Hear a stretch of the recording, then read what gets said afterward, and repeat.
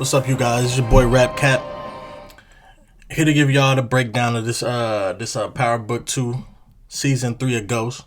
Make sure y'all subscribe. Please subscribe. And this spoiler warning for anybody. Spoiler warning. We got a spoiler warning. So if you haven't seen it yet, you should have seen it by now. It's Friday. Drop Friday. Saturday now. You should see it by now. This video is going to drop in a little bit. But spoiler warning. So we start our first scene. Davis has to do something with the ring, get it out of here. That Mecca was gonna get for Monet. So Davis gets the ring off to some dude. He gets it off, and they get it to an auction. So we get to the auction. A guy sells it. He buys it for about $3 million, something like that.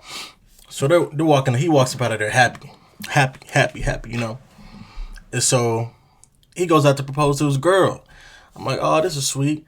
And then, but in the auction, Norma's out there scoping out who's about to buy the ring. Norma, the new villain that they have now. So she's out there about to, see who's about to buy the ring. Who knows what she's about to be up to. So, she goes to buy the ring. Or he gets the ring. So they go outside. He proposes to his girl. She's all happy, excited. All of a sudden, Norma pops up. She's trying to get the ring back. They're fighting against it. I don't blame him. He's about to spend $3 million on his ring. So she wants to get the ring back. So she ends up chopping the girl's finger off, and put the ring on her finger. Savage. Put the rings on her fingers. So at this point, I'm like, okay, they're developing her character, to make her a savage. They're making this real dark in the beginning. So they're about to make her this savage lady. All right, so she cuts her finger off. She cuts her finger off, puts it on her finger, ends up shooting them both dead. Right, crazy. So then they shoot off to They shoot off to Tariq and Effie unpacking Tariq's dorm. Weston mom pops in. They get into a little confrontation about, oh, Tariq, you got my son banned from this school now, and they get into a little confrontation and whatnot and all that. Then they shoot to where Monet is. Monet's down bad. She don't want to talk to nobody. She's sitting in the couch slumped. She's very emotional at this point. She just lost her first son. Very emotional. Davis walked in. He tells her about Mecca and all his assets and everything, and then the penthouse it was supposed to be going to Zeke, but Zeke's dead, so that automatically goes to Monet. So she gets the penthouse. She doesn't give two F's about the penthouse. She just wants to know who killed her son. And so she gets mad at him, like, I don't care about none of that. Just find out who kills her son. Right. And so then then Lorenzo says, Monet, I think you don't tell me what. And then she gets to go on lashing at him. He doesn't like the way that she's talking to him. She's grieving right now, so hey, it is what it is. And then they shoot over to Braden. Braden and his dad and Trace, they walk up to Western Holdings. They walk up to Western Holdings with Trace. Him and Trace get going back and forth at it. And then his dad's like, I would disown you if you messed this opportunity up. I'm like, Jesus Christ. He gets introduced to his Uncle Lucas. Uncle Lucas seems cool as hell. I feel like his Uncle Lucas about to have something to do with the next play him and Tariq get into. You know what I mean? But he lets his Uncle Lucas is like, you smart. I would have did the same thing you did, but I wouldn't have told on myself, obviously. But he had no choice, you know what I mean? And then he gets introduced to Kiki Travis. That might be his little love interest, you know what I mean? She a little baddie, you know what I mean? She a little something like, you know what I mean? She a little baddie. So he gets introduced to her. And he get to tweaking, goofy. Get to tweaking, sipping some more of his wine, whatever, trying to get on her, but she wasn't having none of that weak game he was throwing. And then they shoot back to the crib where Lorenzo and everybody is at. And Lorenzo, I think he getting a little soft side for Diana now. I feel like he's trying to give everybody what they want for the stuff that he did.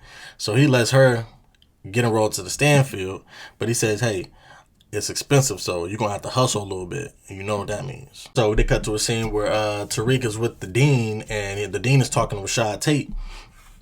And Tariq doesn't have a place to go right now. School's about to start, I think, in a week or two or a week or something like that. Dean tripping out like, I feel like Stanfield. Nobody in Stanfield wants to be around Tariq or go to the same school Tariq goes to. They're trying to push Tariq out of Stanfield. Rashad Tate throws him a bone. Look, He talks crazy to the dean, you know what I'm saying? You're gonna, you know what I'm saying? This is how they treat our black kids in this school and stuff like that. So the dean is gonna give him an opportunity, Tariq opportunity to stay. But what Rashad did ain't gonna last. Tariq gonna have to do something, you know what I mean? Get his name in a better light and make people feel safe around him while he's there. So you know how. So then Kane throws what looks like a party in the penthouse of Mecca's, and Drew and his love interest pull up there, and they don't know what's going on. They didn't know there was gonna be a party going on. Drew confronts Kane. Hey, what is this? What are you doing? No. Kane trying to hear that. There's a new connect they're meeting with. That's what this whole party's for. The new connect. So they meet with the new connect. They talk to the new connect. The connect says, "How about we do 60?" They don't like the splits. The connect wants too much. Kane's not with it. Drew's trying to make an offer to him. He's still not with it. He said 60 or nothing. I guess this connect is related, not related, but connected with Lorenzo and his past. So that does not work out. Bash pops up on Tariq. Tariq's walking. Bash pop up to Tariq. He threatens Tariq with snitching. And you know what happens when you even say anything about like threaten somebody? You gotta go. You gotta go. You out of here. So Bash says, I let you in on this thing. I helped you with this thing, put money in it, but you didn't tell me everything that it was. And so, and at this point, he's not with Simon. Simon and left him to the curb. So he's like, yeah, if you don't do this, you got to give me money. You got to give me money, or I'm snitching. So then there's Tariq's problem right there. I feel like he's having all these problems building up right now. Brayden and Tariq meet Kane at the penthouse, and then they was like, hey, did you go to the back door? I guess somebody's surveilling the penthouse. They don't know who it is. So it was like, hey, did you guys go through the back door? You know what I'm saying? Did you do everything right? Yeah, they went. And then Tariq was like, what? I thought Kane wanted to meet us. Kane didn't want to meet them. Brayden set that up because Brayden wants to get back into the game. Same thing Tommy went, he loves the game. So Brayden wants to get back to the game. All of a sudden, boom, here comes Noma and all her people ganged up. Gun to the head. They got a body in there. Got somebody in a mask, whatever. She wants to know what happened to Mecca. Who did this to Mecca? And so they threaten them. Everybody was on their knees. And some girl, they think she knows what happened to Mecca. So she doesn't say anything. They shoot her in the head. Bang. She drops to the floor. And then Kane's just talking. He getting gun, you know what I'm saying? He getting punched and all this stuff. They decide to look. They tell her that we used to work with Mecca. That's why we're in his penthouse. She's trying to figure out why they in his penthouse. We used to work with Mecca. We're trying to, you know what I'm saying? So they try to make an offer to stay alive. They said, we will take over Mecca's spot. And Noma's intrigued by that. So she ends up letting them do that. She's suppressed about it because that's Mecca was her fiance. So Mecca had two of them things, Monet and Noma. He had two ways out, Monet and then Noma. So that's crazy. We're expecting that. Diana moves into the dorm. She has a confrontation with one of the Westerns, the sister, a little snubby sister. They both Google each other. They They both get into it or whatever. So they shoot over to Trace and all that, and Brayden. They all in the room, and Trace and all his rest of his colleagues, and they're doing coke. Ding ding ding ding ding. And they're doing coke and everything, and they all get into it. Kiki Thomas walks in there and tries to sews everything down, tells them stop doing that stuff because then they get to tweaking. And then they shoot over to the classroom. They get a new teacher, Professor Bennett. It just so happens to be Tariq, Effie, and Diana all in the same classroom. So that's going to be some stuff. And then there's what's his name, Talim, and then he he's over there looking at Diana and still checking her out and all that stuff. So I think that might be her new love interest. And then Bash pops up on Brayden. With the same type of stuff he popped up on Tariq. It pretty much offered the same thing for that said to Tariq. And then Davis goes to the doctor. He gets confronted by his brother. His brother has Hep C or something like that. I think it's Hep C, I think. And tells up to the doctor, like, what are we going to do about this? And then the doctor, he says they have a trial run that's doing pretty good, but they can't use it on him because his brother's incarcerated. So they try to figure that out. And then Sax and his love interest are going through Davis McClain's stuff, seeing if he like any hiccups in him and see if he's trying to see if he has any ties with Tariq and them. Sax, he's playing both sides, actually. Brandon meets up with Kane and he tells him what's going on with Bash. Kane already knows because I guess how this happened, they had to know all this stuff. So he meets up with Kane. He wants Kane to take him out.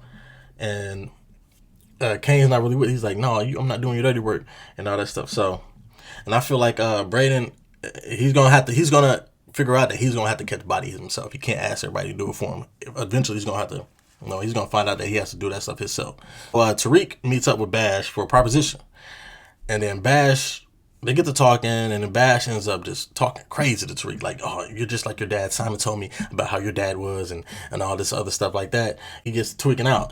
So Tariq ends up stabbing him, twisting him, stabbing him. You know what I'm saying? That's where y'all see the scene where he holding it and he got blood on his hands and all that. While that's happening, Kane and Brayden are walking up and they're getting in, who's going to shoot him? Who's going to do this? Who's going to do this? Kane's like, no, you're going to do it. And a door opens up for them to go in. They go in just to find out Tariq in there with a knife in his hand and kill Bash already. So they get rid of the body and all that stuff. Blanca Rodriguez pulls up again, but she's in force too, so I like how they're doing with her. But she pulls up on Sack Girl, you know what I'm saying? They're talking about all the stuff that they felt like doing, catching Tariq and Ghost and all that. And they come to an agreement on trying to catch these dudes on Rico. They're trying to catch all them on Rico. Well, she said she has a CI planet.